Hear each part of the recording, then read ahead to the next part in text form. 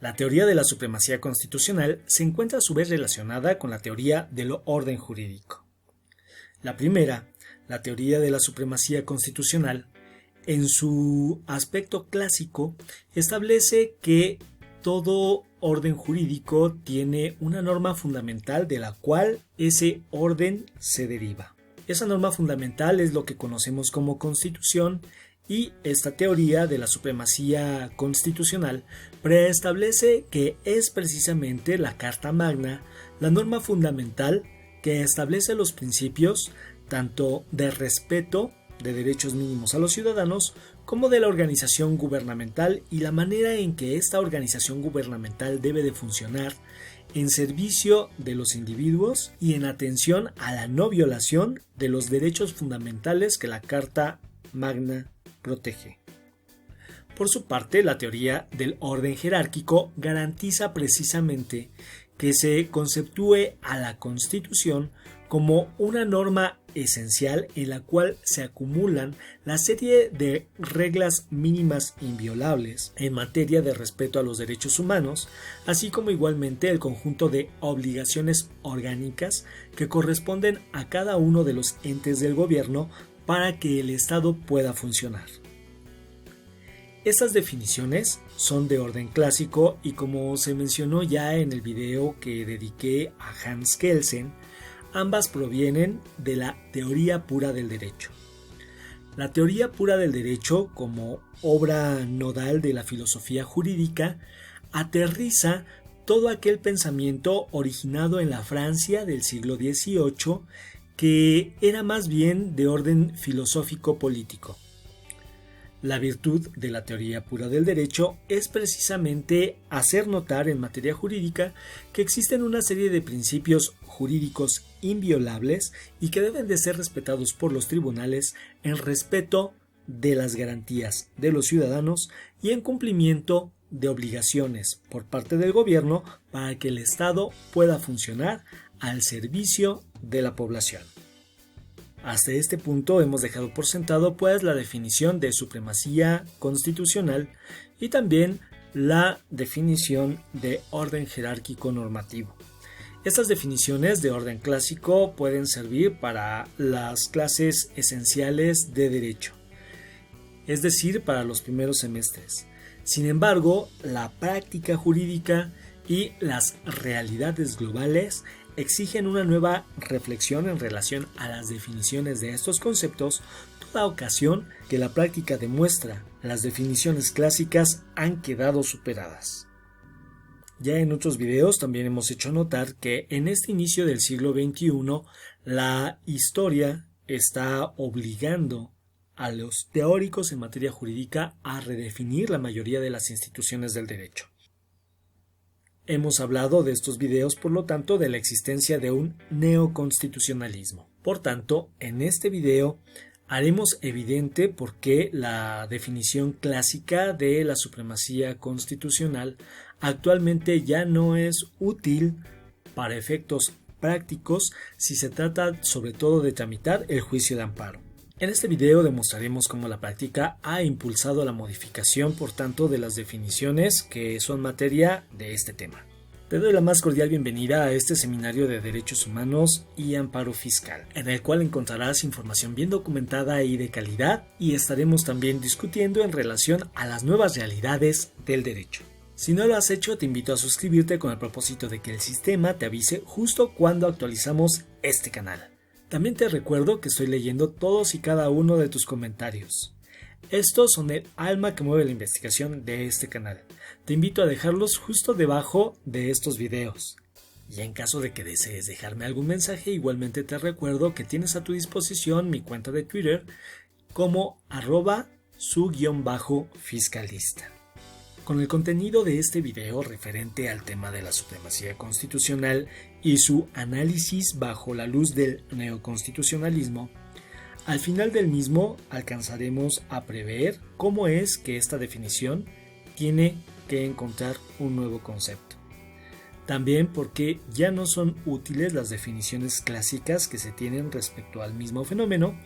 y cómo es que la redefinición afecta al análisis y planteamiento del caso al momento de ser litigado. El fundamento de la teoría de la supremacía constitucional en México se encuentra sustentado en el artículo 133 de nuestra Carta Magna. Sin embargo, son tantas ya las modificaciones que se han hecho a nuestro mando supremo que en realidad se tendría que afirmar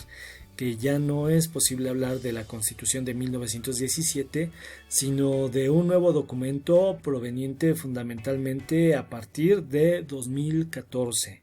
Esto porque las modificaciones que se han hecho a la Constitución han sido tan trascendentes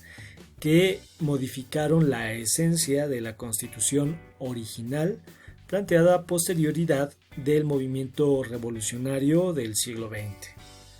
De hecho, una de las reformas, precisamente de 2014, que es la que sirve de sustento para el planteamiento del problema de la redefinición de la jerarquía normativa, es relativa al principio pro homine. Y la pregunta que en este sentido tenemos que responder es cómo afecta la consagración del principio pro homine explícitamente a la interpretación de la jerarquía normativa sustentada en el artículo 133 de la Constitución. De aquí que en esencia tenemos dos problemas principales. El primero, comprender cómo es que la jerarquía normativa está regulada por el artículo 133 de la Constitución. El segundo, cómo es que el principio pro homine viene a modificar la interpretación que tenemos que hacer de ese artículo 133 constitucional. Y al final, toda vez que este video tiene un enfoque de naturaleza práctica, analizar cuáles son precisamente las jurisprudencias de la Suprema Corte de Justicia de la Nación que han venido a explicar cómo es que debe de ser interpretado actualmente el artículo 133 constitucional y aplicada a la supremacía constitucional en el territorio mexicano. El artículo 133 de la Constitución establece lo siguiente. Esta Constitución, las leyes del Congreso de la Unión que emanen de ella y todos los tratados que estén de acuerdo con la misma, celebrados y que se celebren por el Presidente de la República con aprobación del Senado, serán la ley suprema de toda la Unión. Los jueces de cada entidad federativa se arreglarán a dicha Constitución, leyes y tratados a pesar de las disposiciones en contrario que pueda haber en las constituciones o leyes de las entidades federativas. Como puede observarse, este artículo 133 de la Constitución puede dividirse en dos grandes secciones. La primera, en este párrafo, se refiere a una función de índole legislativo y de jerarquía normativa. Y la segunda se refiere a una de orden procesal jurídico y por ende de aspecto práctico. La segunda parte igualmente se refiere a otro aspecto de la jerarquía normativa normalmente no muy abordado y que se refiere al orden jurídico de las competencias de los tribunales. En su primera parte, el artículo 133 hace referencia a la jerarquía normativa. Y esa primera parte establece que la Constitución, las leyes del Congreso de la Unión que emanen de ella y todos los tratados que estén de acuerdo con la misma, celebrados y que se celebren por el Presidente de la República con aprobación del Senado, serán la ley suprema de toda la Unión. Como puede observarse en materia legislativa, por lo tanto, son la Constitución, las leyes del Congreso Federal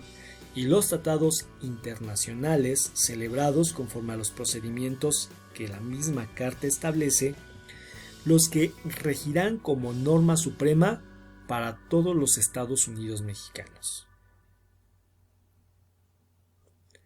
De tal manera que son los ordenamientos federales compuestos por la Constitución, las leyes del Congreso de la Unión y los tratados que se deriven de esa Constitución los que regirán como norma suprema para los Estados Unidos mexicanos, en tanto que no se opongan especialmente al contenido de la Carta Magna. La segunda parte del artículo 133, referente a la jerarquía procesal, establece que los jueces de cada entidad federativa se arreglarán a dicha Constitución, leyes y tratados a pesar de las disposiciones en contrario que pueda haber en las constituciones o leyes de las entidades federativas. Como puede verse, esta segunda parte del artículo 133 tiene, como ya lo anunciábamos, una finalidad netamente práctica y se refiere a establecer que aquellos órganos que dan efectividad a la Constitución y que son los tribunales deberán arreglarse a dicha Constitución, leyes y tratados a pesar de que las leyes inferiores provenientes de los estados o del mismo ordenamiento federal se opongan a estas tres normas supremas.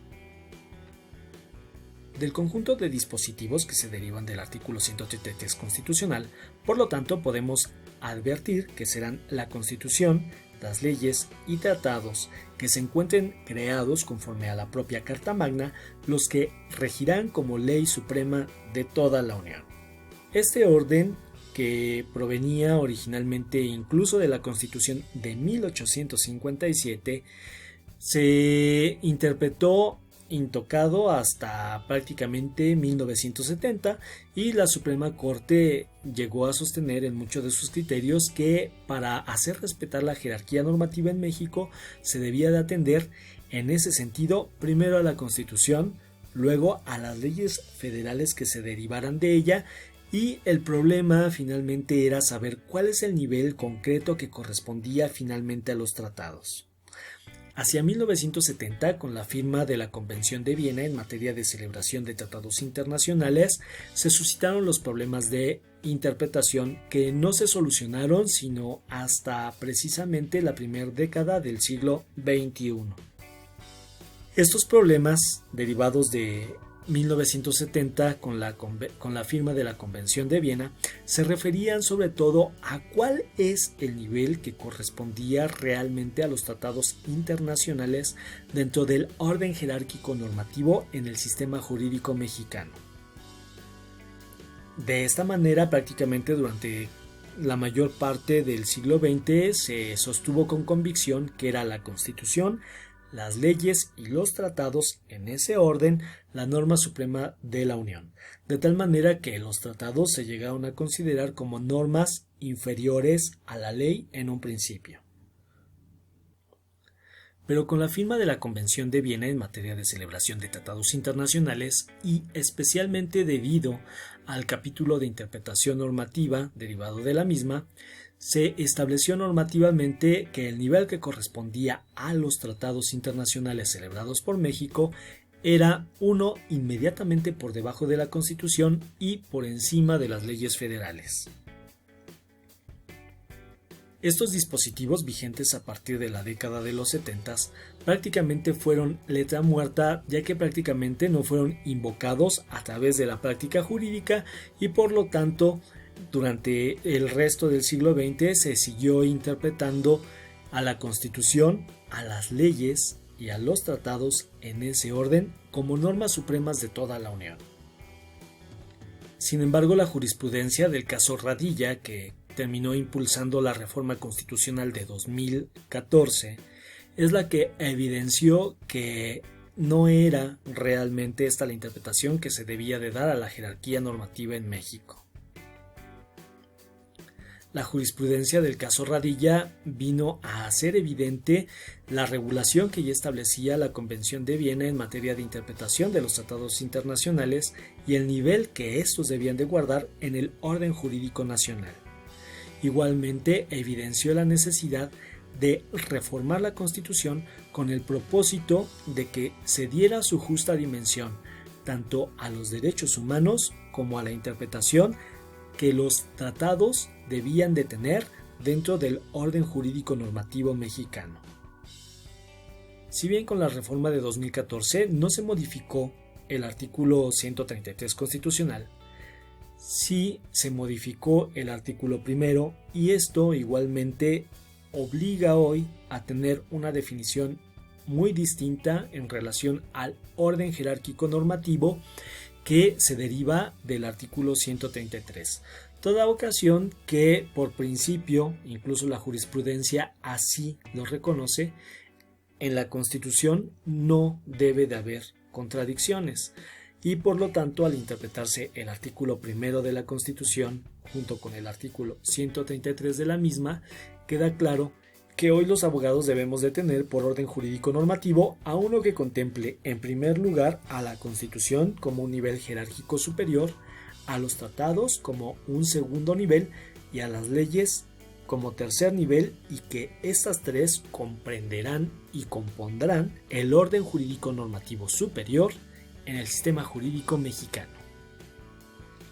Y efectivamente, de la lectura que se haga al artículo primero de la Constitución vigente a partir de 2014, podemos encontrar el siguiente dispositivo normativo. En los Estados Unidos mexicanos, todas las personas gozarán de los derechos humanos reconocidos en esta Constitución y en los tratados internacionales de los que el Estado mexicano sea parte, así como de las garantías para su protección, cuyo ejercicio no podrá restringirse ni suspenderse, salvo en los casos y bajo las condiciones que esta Constitución establece. Puede apreciarse, en primer término, que del artículo primero de la Constitución se establece ya no la existencia de garantías individuales como anteriormente se refería el texto del Mando Supremo, sino a la existencia de derechos humanos reconocidos por la Carta Magna. Y no solo por la Carta Magna, sino que igualmente los establecidos en los tratados internacionales. En este sentido se requiere ser muy enfático en relación a la conjunción y, que, como puede evidenciarse gramaticalmente, conjunta lo que viene a ser los derechos humanos reconocidos en la Constitución, así como aquellos provenientes de los tratados internacionales de los que México sea parte. De tal manera que podemos hoy sostener que gracias a esa conjunción es que vienen a ser norma suprema en los Estados Unidos mexicanos del mismo nivel tanto los dispositivos constitucionales que consagran a los derechos humanos como al menos, y enfatizo al menos, aquel conjunto de derechos humanos que se derivan de los tratados internacionales de los que el Estado mexicano forma parte. De tal manera que entre Constitución y tratados internacionales se realiza una conjunción de normas supremas, en tanto que esa conjunción evidencie que en esas normas se consagran derechos humanos en favor de los ciudadanos. Así, como ya afirmábamos del artículo primero de la Constitución, en armonía interpretativa con el artículo 133, podemos sostener que hoy por hoy la definición de jerarquía normativa no es una en la que se encuentre la Constitución en la cúspide, los tratados por debajo de la Constitución y por último las leyes federales, sino que se da una dinámica en la cual en algunos casos los tratados internacionales se interseccionan con las normas fundamentales de la Constitución para dar por resultado a la protección de los derechos humanos que consagren al menos precisamente la Constitución y esos tratados internacionales.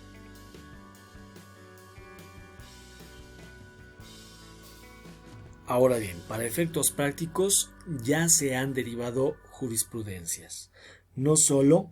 en los tribunales mexicanos, sino incluso en los internacionales. Antes de continuar en relación a la explicación de cómo los criterios de la Corte Interamericana han influenciado hoy la interpretación de la jerarquía normativa en México, te invito a dar clic en la campanita para que el sistema te indique justo cuando actualizamos este canal. Igualmente te invito a que si este video te es de utilidad, nos regales una manita arriba, ya que la misma me ayuda a seguir realizando este material. Para efectos prácticos de la aplicación de estas definiciones ya se han derivado hoy jurisprudencias, tanto provenientes de Corte Internacional como respecto a la Suprema Corte de Justicia en los Estados Unidos mexicanos. En tal sentido, la Corte Interamericana de Derechos Humanos ha establecido ya el siguiente criterio normativo. Previene la Corte Interamericana en su jurisprudencia que los criterios jurisprudenciales de la Corte Interamericana de Derechos Humanos, con independencia de que el Estado mexicano haya sido parte en el litigio ante dicho tribunal, resultan vinculantes para los jueces nacionales, al constituir una extensión de la Convención Americana sobre Derechos Humanos, toda vez que en dichos criterios se determina el contenido de los derechos humanos establecidos en ese tratado. La fuerza vinculante de la jurisprudencia interamericana se desprende del propio mandato establecido en el artículo 1 constitucional, pues el principio pro persona obliga a los jueces nacionales a resolver cada caso atendiendo a la interpretación más favorable a la persona. En cumplimiento de este mandato constitucional, los operadores jurídicos deben atender a lo siguiente. Primero, cuando el criterio se haya emitido en un caso en el que el Estado mexicano no haya sido parte, la aplicabilidad del presente al caso específico debe determinarse con base en la verificación de la existencia de las mismas razones que motivaron el pronunciamiento. Segundo,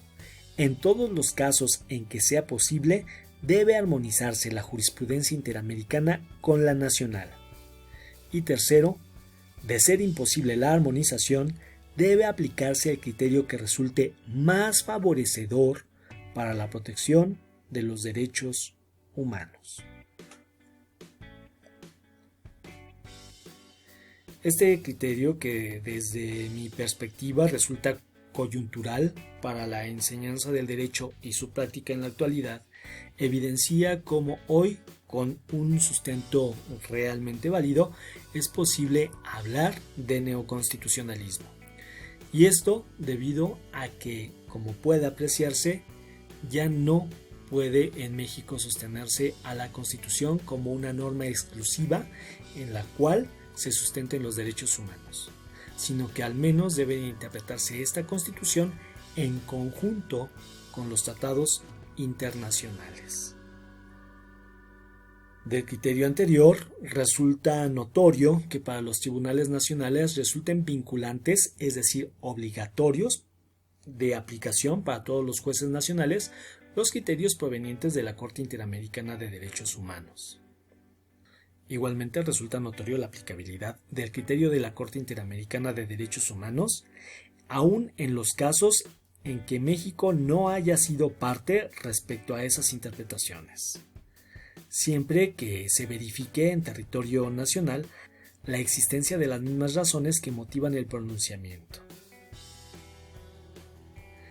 También se advierte la obligatoriedad de la armonización de la jurisprudencia interamericana con la jurisprudencia mexicana, y que en todo caso, cuando no sea posible la armonización, tendrá que preverse, en caso de controversia entre la jurisprudencia nacional y la internacional, aquella que favorezca de mejor manera los derechos de las personas. De todo lo anterior, que aunque el artículo 133 de la Constitución establezca que la ley del Congreso de la Unión, las leyes que deriven de ella y los tratados son norma suprema de la Unión en México, la realidad es que debido hoy a la vigencia del artículo 1 de la Constitución y a la fuerza vinculante de la Convención de Viena como del Pacto de San José,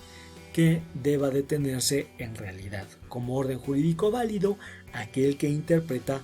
en primer sentido a la Constitución como norma suprema en conjunto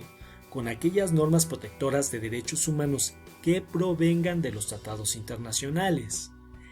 escindiéndose de esos tratados internacionales todas las normas que no prevengan derechos humanos. De ahí que en materia de tratados internacionales podamos igualmente hablar de dos niveles jerárquicos. El primero se refiere al conjunto de normas de los tratados internacionales que dan derechos humanos a los ciudadanos mexicanos, y la otra el conjunto de normas de los tratados internacionales que son de orden común y que no confieren derechos humanos. Una vez hecha esta distinción, podemos hablar que existen normas de tratados internacionales que tienen carácter jerárquico superior y normas de tratados internacionales de orden jerárquico inferior y que compondrán el segundo nivel en la pirámide de Kelsen en los Estados Unidos mexicanos, y que por tercer nivel tendremos a las leyes federales. ¿Y qué serán estas normas? La Constitución, los tratados como ya lo explicamos y las leyes federales, las normas superiores de toda la Unión, y en relación a las cuales serán sacrificables aquellos dispositivos de orden inferior que se les opongan. La anterior interpretación adicionalmente armoniza con la reforma al artículo 1 de la Constitución Federal en que se consigna el principio pro homine y las convenciones de las que México es parte. Y esta interpretación es la que viene a romper con el pensamiento jerárquico de las obras jurídicas tradicionales y con el pensamiento lineal que en general se sustentaba en el derecho para interpretar el alcance de los derechos humanos. Pues con toda claridad queda evidenciada la transversalidad de la jerarquía normativa que en general rompe con el contenido de la pirámide de Kelsen para que el abogado avesado y versado en este tema